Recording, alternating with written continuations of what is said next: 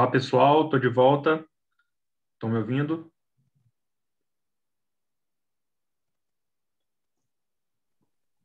Ei, boa noite. Boa noite. Então, tá aqui. Deixa eu voltar aqui ao slide.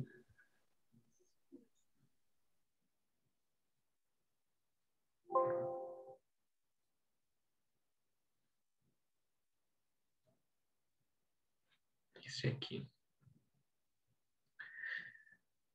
Então,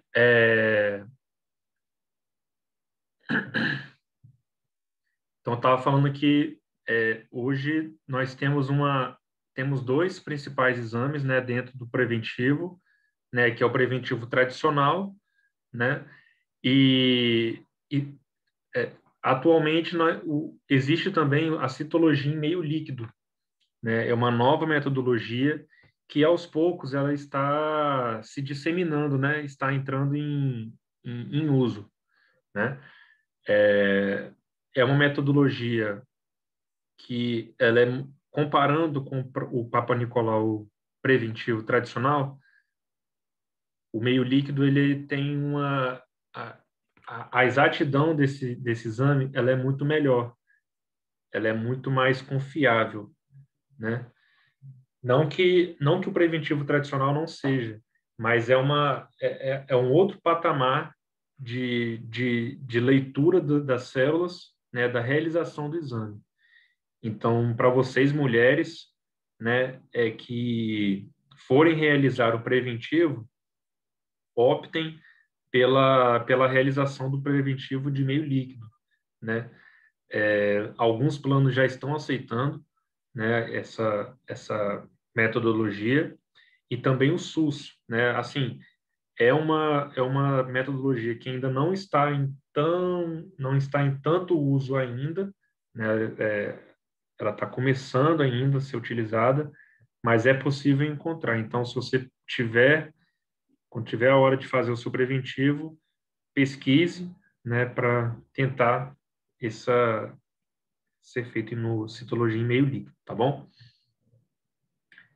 Mas assim, o que é o câncer, né, propriamente? O câncer, alguém sabe me dizer o que é o câncer?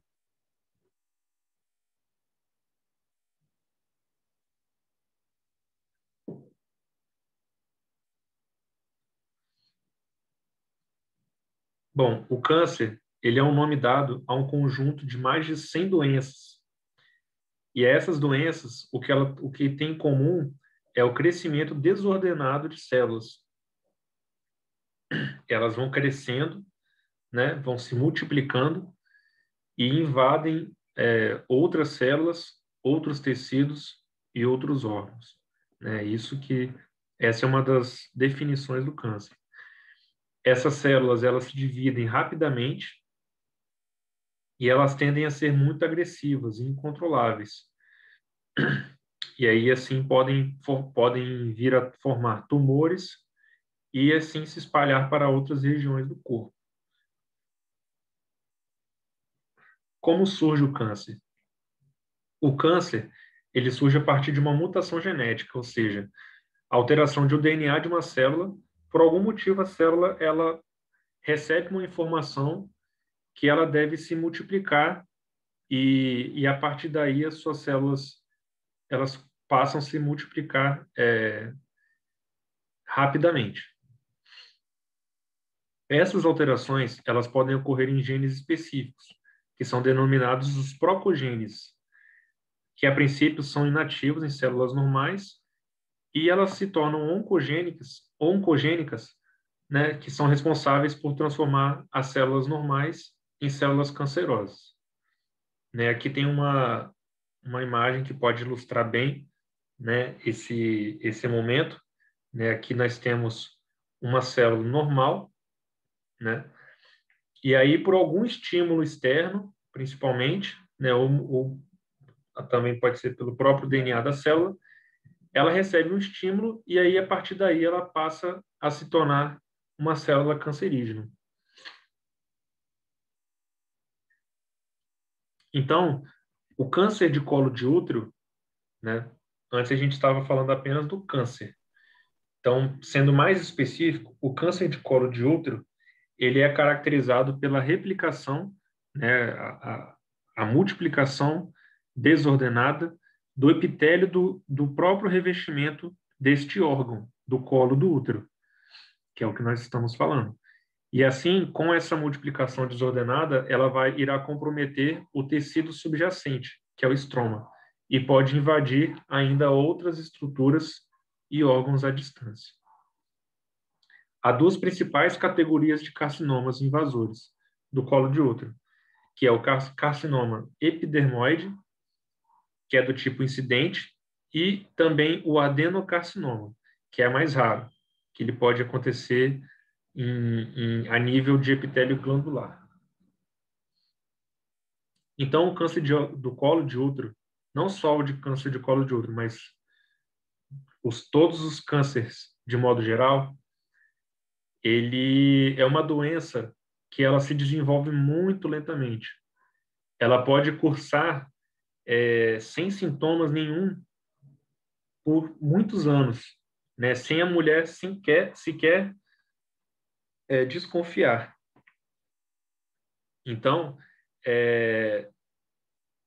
quando ela parte para algum tipo de sangramento ou dor, né, quando tiver dentro do ato sexual, né, ou associados a queixas, dores abdominais, queixas a urinar, né? Então, quando a mulher já está tendo algum sangramento, isso já indicativo de que a mulher possa estar em estágios mais avançados.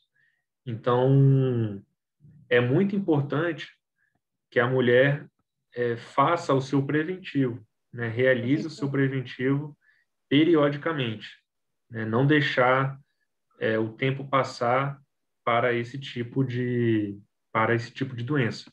Que quando a pessoa sentir algum sintoma, né, alguma dor, algum sangramento, né, e se for um câncer, é muito provável que esse câncer já esteja num estágio mais avançado, né? Então, e assim, quanto mais avançado é o estágio do câncer de colo de útero, mais difícil é o seu tratamento, entenderam? Então, quanto mais rápido, mais mais chances de cura, né, de fechar esse problema, né, mais rápido será a cura da paciente. Vocês estão ouvindo aí, gente? Professor André, Oi? deixa eu te fazer uma pergunta.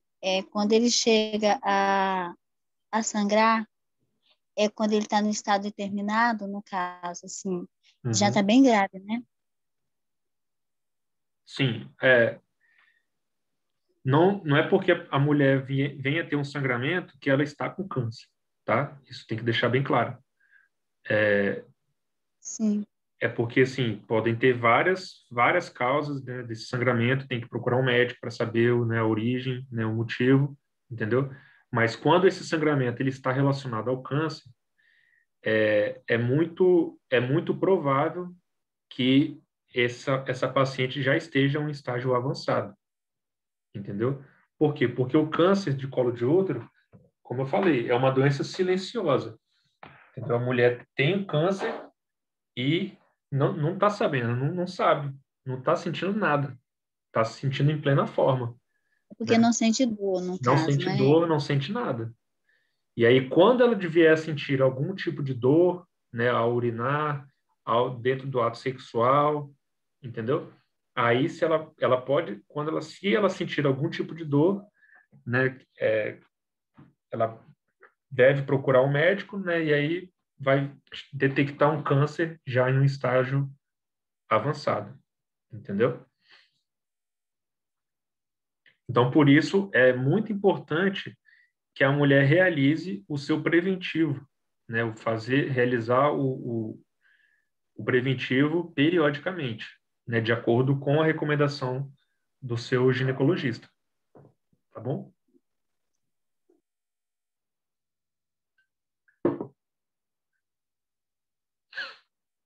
Então, também chamado de câncer cervical. Ele é causado pela infecção persistente por alguns tipos de papilomavírus humano, que é o HPV, tá? Então, o câncer, ele é causado exatamente por conta desse vírus, né, que está associado ao colo do útero. Então, a infecção genital por esse vírus, ela é muito frequente, né, e não causa doença na maioria das vezes. Entretanto, em alguns casos, ocorrem algumas alterações celulares que podem evoluir para o câncer. Ou seja, esse papilovírus humano, papilomavírus, perdão, existem vários tipos desse papilomavírus, porém só alguns subtipos que são cancerígenos, entenderam? E aí essas alterações, elas são descobertas facilmente no exame preventivo. Elas são curáveis em quase da sua totalidade dos casos. Por isso que é importante a realização desse exame. Então, aqui nós temos nesse slide que o câncer do colo do útero ele está associado à infecção persistente de alguns subtipos do HPV. E aí, especialmente, o HPV do tipo 16 e o tipo 18. Esses dois tipos, eles são responsáveis por 70% dos cânceres cervicais. A infecção pelo HPV ela é muito comum e estima-se que 80% das mulheres sexualmente ativas irão adquiri-la ao longo das suas vidas. Então, reparem que a maioria das mulheres que já tiveram um ato sexual, elas já estão colonizadas pelo HPV. Porém, apenas os subtipos 16 e o subtipo 18 que são principalmente, né, os cancerígenos.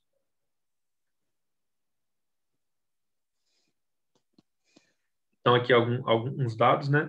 Aproximadamente 290 milhões de mulheres no mundo são portadoras do HPV, sendo que 32% estão infectados por esses dois subtipos, ou ambos, né? Pode ter tanto um quanto o outro.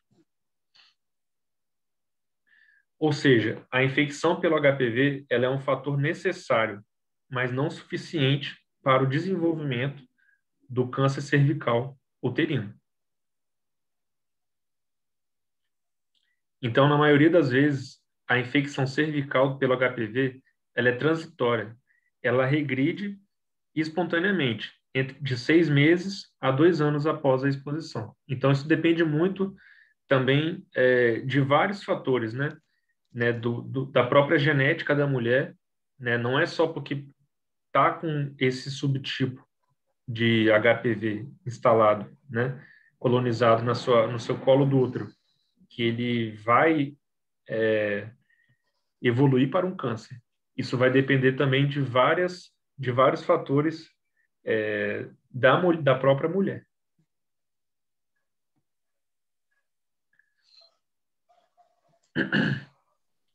No pequeno número de casos nos quais a infecção persiste, especialmente é causada por um subtipo viral, e pode ocorrer o desenvolvimento de lesões precursoras, cuja identificação e tratamento adequado previne a progressão para o câncer cervical invasivo.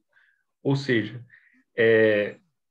antes do câncer propriamente se instalar, né, já evoluir um câncer, o próprio corpo ele já começa a dar alguns sinais, né? As células elas existem tipos de células que já indicam o aparecimento futuro de um câncer. Então, mais uma vez, é por isso que eu, como professor, estou reforçando o quão importante que é a realização do exame preventivo. Uma mulher que realiza o preventivo corretamente, né, de acordo com o que o médico fala, dificilmente ela vai pegar assim, um resultado já de câncer positivo, já em alto grau de evolução.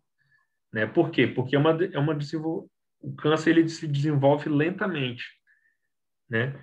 E antes dele desenvolver, de iniciar propriamente, né, ele possui essas lesões precursoras. Ou seja, o corpo começa a dar alguns sinais e esses sinais eles aparecem dentro do preventivo. Então, isso já também pode ser evitado, né? Iniciando, lógico, um tratamento adequado. Vocês estão entendendo, gente? Estou falando muito, vocês estão quietos. Sim, sim, sim. Deixa eu tomar uma água.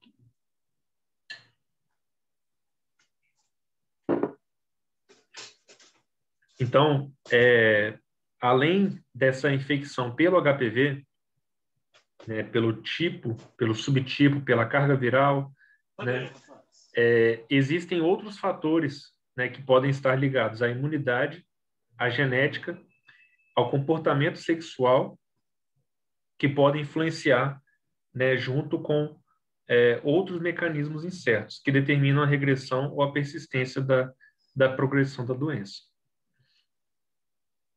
Então, outros fatores, né, que podem influenciar no desenvolvimento de um câncer de colo de útero. Tabagismo, o início sexual precoce, a multiplicidade de parceiros sexuais, multiparidade, ou seja, a mulher que tem vários filhos, muitos filhos, o uso de contraceptivos orais são considerados fatores de risco, né? Então, todos esses fatores, eles são indicativos do aparecimento do câncer de colo. E a idade também, né? Quanto maior a idade da mulher, quanto mais a idade da mulher vai se aproximando, né, maior é a tendência de, de, de evolução do câncer, tá? Queria deixar uma observação aqui para esse primeiro parágrafo, que esses fatores de risco que, que existem, né, eles não quer dizer que a mulher não pode ser tabagista, não pode iniciar precoce a sua vida sexual, ela pode ter vários parceiros, ela pode ter vários filhos, ela não precisa deixar de viver a vida que ela quiser viver, entendeu? O que ela deve tomar ciência é que esses são fatores de risco e que podem evoluir para um câncer futuro.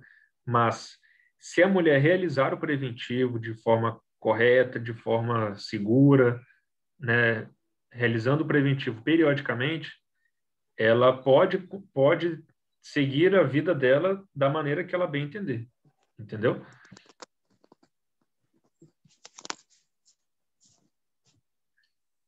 Então aqui, né, mais uma vez, né, o início das atividades sexual, múltiplos parceiros. Por que vocês acham que esse primeiro é um fator de risco? Quem sabe me explicar? Quem consegue me responder?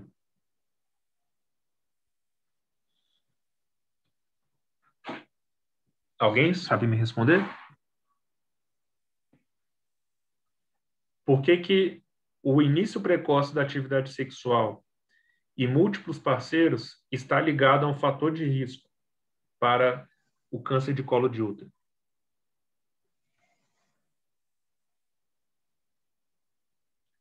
Jadilza, Paloma, Rosiane, Andréia, Daiane.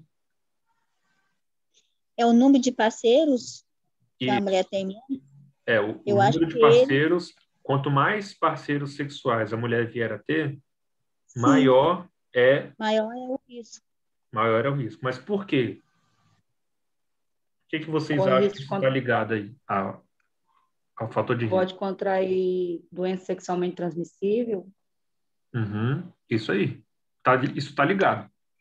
Mas não falou assim o 100%, né? Faltou uns Uhum. 10% aí da resposta.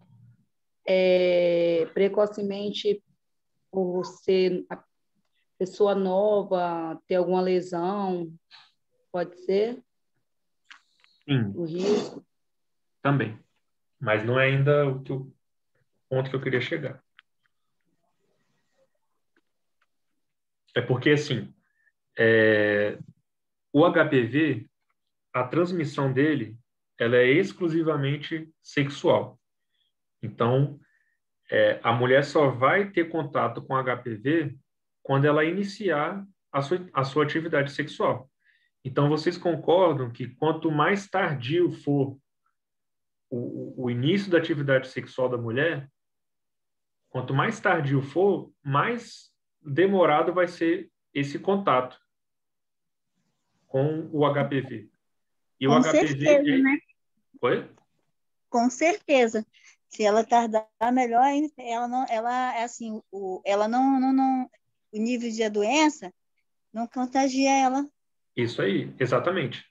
Então, quanto mais tempo ela vier a retardar o seu início da atividade sexual, ela vai ter menos contato com o HPV, que é o HPV que ele é o estímulo principal para iniciar o estímulo das células do colo do útero a se tornarem cancerígenas.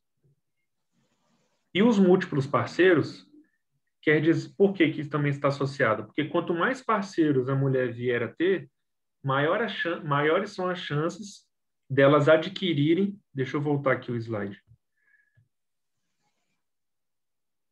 Peraí, não estou conseguindo. Aí. Maiores são as chances da mulher adquirir esses dois subtipos aqui, ó. Subtipos 16 e subtipo 18, que são os dois principais. Então, assim, existem vários subtipos de HPV. Muitas mulheres já possuem o HPV, não são os cancerígenos. Mas quanto mais parceiros a mulher vier a ter, maiores são as chances dela adquirir novos subtipos de HPV, entenderam? Por isso que ele está relacionado. Então, também associado ao tabagismo e ao uso de pílulas anticoncepcionais, então ela estará com mais risco de realizar, de evoluir para um câncer de colo de útero. Mas, assim, a mulher não precisa deixar de realizar atividade sexual, não precisa deixar de ser tabagista, se ela quiser. Não precisa deixar de tomar a sua pílula anticoncepcional. O que É ela melhor não ter. precisa ter ciência é que ela precisa realizar o preventivo, que com o preventivo já é possível ser detectado células precursoras, né, de um câncer. Isso se juntado a vários fatores genéticos da própria mulher, né, com o preventivo, isso já consegue ser erradicado. Então, a prevenção do câncer de colo de útero, ela está relacionada à diminuição do risco de contágio pelo papilomavírus. E aí, né, essa transmissão, ela ocorre exclusivamente via sexual. E o uso de preservativos, seja o preservativo masculino ou feminino, né, durante a relação sexual, ela protege parcialmente o contágio do HPV. Ela não protege totalmente. Então, o preservativo, ele não protege 100%, né, o contágio, tá bom?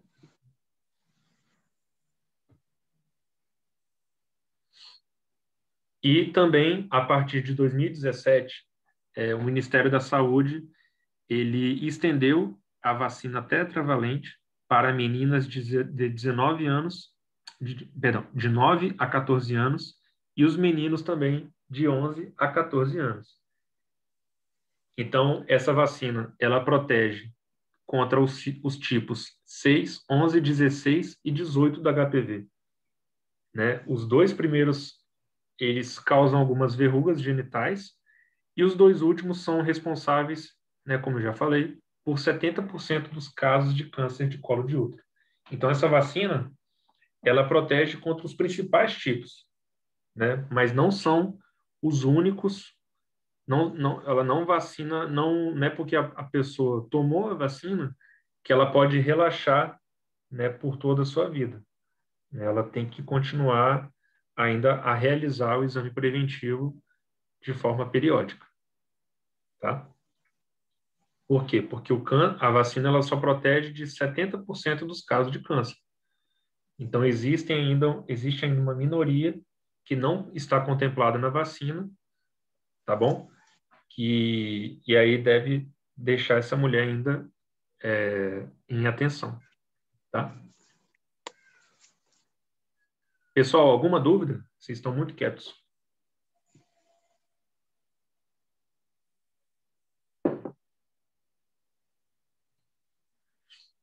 Então, sinais e sintomas. O câncer de colo de útero, ele é uma doença de desenvolvimento muito lento, né? Ele não apresenta sintomas na sua fase inicial, né? A mulher não tem nenhum tipo de queixa no início de uma evolução ao câncer, tá? Nos casos mais avançados, aí sim, o câncer ele pode evoluir para um sangramento vaginal intermitente que vai e volta, né? Ou após a relação sexual, né? Uma secreção vaginal que não é normal, né? Dores abdominais associadas a queixas a urinar ou queixas intestinais. Então, a detecção precoce. A detecção precoce, ela é a principal estratégia para encontrar um tumor na fase inicial e assim possibilitar uma maior chance de tratamento. O exame preventivo do câncer de colo de útero ou exame de Papa Nicolau, ele é a principal estratégia para detectar células precursoras e fazer o diagnóstico precoce da doença. Então, como a doença ela é lenta, ela tem um desenvolvimento muito lento, ela dá sinais de que ela irá evoluir para um câncer, entendeu? Então, realizando o preventivo, esses sinais da doença, eles já são identificados. E aí já pode ser iniciado um tratamento rápido e simples para o câncer de colo de útero. Porém, se a mulher não realiza o preventivo, né, deixou passar, esqueceu, deixou para lá essa história, né, o câncer, essas lesões precursoras, esses sinais, eles vão continuar a evoluir, né, silenciosamente. A mulher não vai perceber, não percebe esse tipo de nenhum tipo de dor, nenhum tipo de sintoma. E aí, quando ela passar quando passar o tempo, ela pode vir a sentir alguma dor, alguma lesão interna. E aí, quando for procurar um médico, vai ver, já vai estar em um estado muito mais avançado e difícil de, de enfrentar, né, essa doença. Então, Deixa eu fazer uma oi. pergunta. O preventivo ele tem que fazer de 6 meses ou de anos? De 12 em Isso 12 meses. depende, isso quem define é o próprio médico de cada paciente, entendeu? Existe aqui eu até coloquei em um dos slides um calendário, né? Uma espécie de calendário da realização. Mas quem define a realização para cada paciente é o próprio médico, tá bom? Não existe uma regra específica, uma regra assim, não é uma matemática clara. Ah, daqui a 6 meses é daqui a um ano. Cada caso, cada paciente é uma paciente, entendeu? E aí o importante é seguir a orientação do seu próprio médico. Então, o exame do preventivo, ele é... Assim, eu não sou mulher para saber, mas ele é indolor, ele é simples e rápido. E pode causar um pequeno desconforto na mulher. Isso vai depender muito do próprio médico que vier a coletar, né? Tem mulheres que já relatam que sentem dores, né? Sentem um desconforto, né? Ao coletar o preventivo, né? Mas também tem médico que tem uma mão mais leve, mais suave. Então, isso aí vai muito de cada médico. E também tem a questão que eu citei, né?